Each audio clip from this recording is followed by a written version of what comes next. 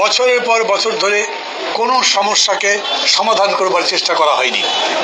হঠাৎ করে বলা হলো বৈষম্য মুক্ত বাংলাদেশ। শুধুমাত্র বেতন গ্রেড এবং এর ডিফারেন্স যদি দেখা যায় তাহলে এই বৈষম্য দূর করতে কতদিন লাগবে আমি ভেবে পাই না।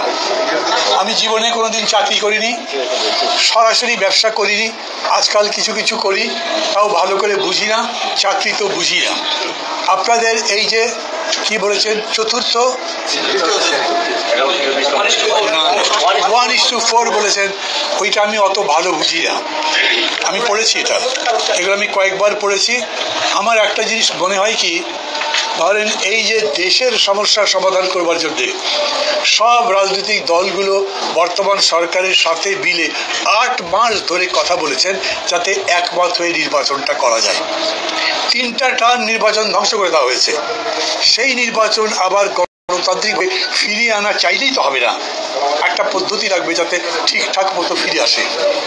আমার মনে হয় সরকার যদি এমন করতেন যে সরকারি কর্মচারীদের, সরকারি কর্মকর্তাদের বেতন স্কেলের মধ্যে যে বৈষম্য আছে এইটা নিয়ে দরকার লাগলে 1 মাস ধরে কথাবার্তা বলতেন, যেরকম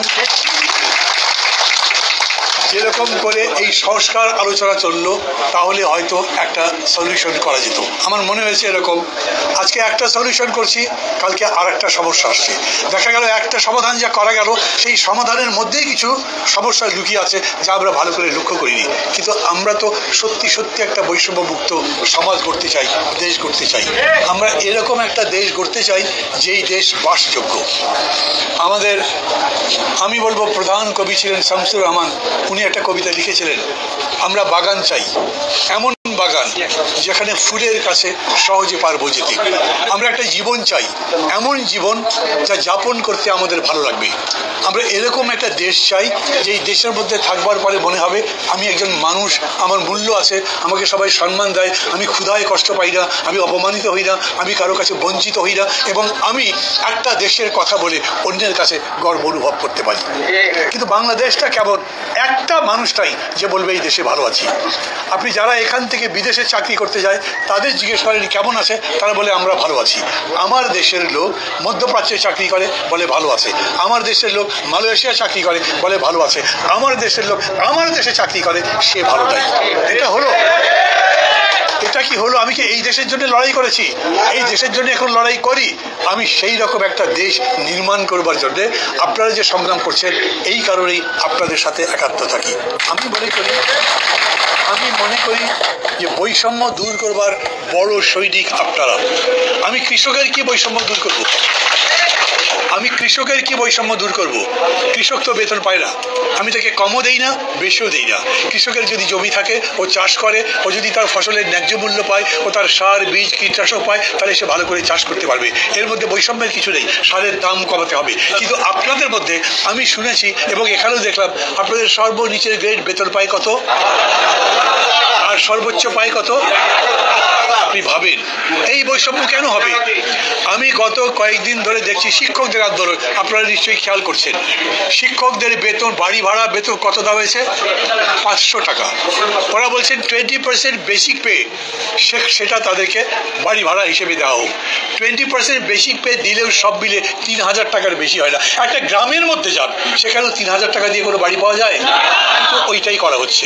এবং সেই জন্যে তারা যখন পথে নামতে গেছে, আমি টেলিভিশনে দেখলাম বৃদ্ধ এক শিক্ষক কোমর বাঁকা করে উপর হয়ে দৌড়ে পালাবার চেষ্টা করছেন, আর পেছন থেকে পুলিশ তাকে লাঠি দিয়ে ফেলছে।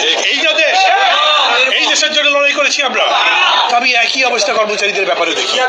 আমি বলি প্রফেসর মোহাম্মদ ইউনূস বিরাট মানুষ, সারা দুনিয়াতে তাকে সম্মান করে, উনি শান্তির জন্য নোবেল পেয়েছেন, কিন্তু দেশের মধ্যেই তো শান্তি হচ্ছে না। এটা কোন ধরনের শাসন? এটা কোন ধরনের মানুষকে পরিচালনা করার, দেশকে পরিচালনা করবার নিয়ম? অতএব আমি এটা বলবো, প্রথম বক্তব্য আমার, আপনাদের যে দাবি এইখানে দিয়েছেন, এটা আমি এর আগেও বলেছি, আজও বলছি, আমি এই দাবির সাথে আছি। আমি এই দাবির পক্ষে কথা বলি, লড়াই করি, করব।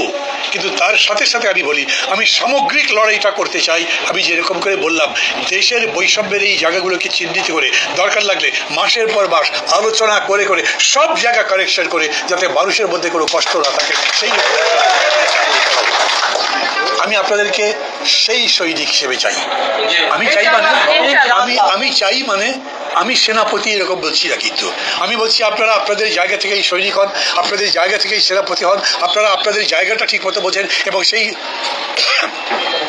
সেই বোঝার ভিত্তিতে বাকিদেরকে সংগঠিত করেন, যাতে আন্দোলনটাকে একটা যথাযোগ্য পরিণতির মধ্যে নিয়ে যেতে পারেন। কীরকম হয়, ট্রেড ইউনিয়ন টাইপের আন্দোলনগুলোর নিয়মই হচ্ছে আপনি 20 টাকা বেতনের জন্য লড়াই করেন, শেষ পর্যন্ত সরকার 20 টাকা বেতন বাড়িয়ে দিতে বাধ্য হয়, জিনিসের দাম বেড়ে যায় 40 টাকা। তো এতে তো কোনো লাভ হচ্ছে না। আপনি নিজে বেতন ভাতা বা অন্যান্য যে সমস্ত অ্যালাউন্স দেওয়া হয় তার জন্য লড়াই করেন, দেখে যে সেই জায়গাগুলো দ্রব্যমূল্য বৃদ্ধির কারণে আপনার হাতের বাইরে চলে গেছে। আমরা কি চাই, একটা কমপ্লিট একটা কোর্স চাই, আমরা এমন একটা প্যাকেজের মতো চাই যে আমার জীবনটা যাতে ভালো হয়। আমার বেতন যদি 5 টাকা কমে তাতেও আমার কোনো আপত্তি নাই, যদি জিনিসপত্রের দাম কম হয়, আমার জিনিস সহজলভ্য হয়, আমার ছেলেমেয়ের লেখাপড়ার গ্যারান্টি থাকে।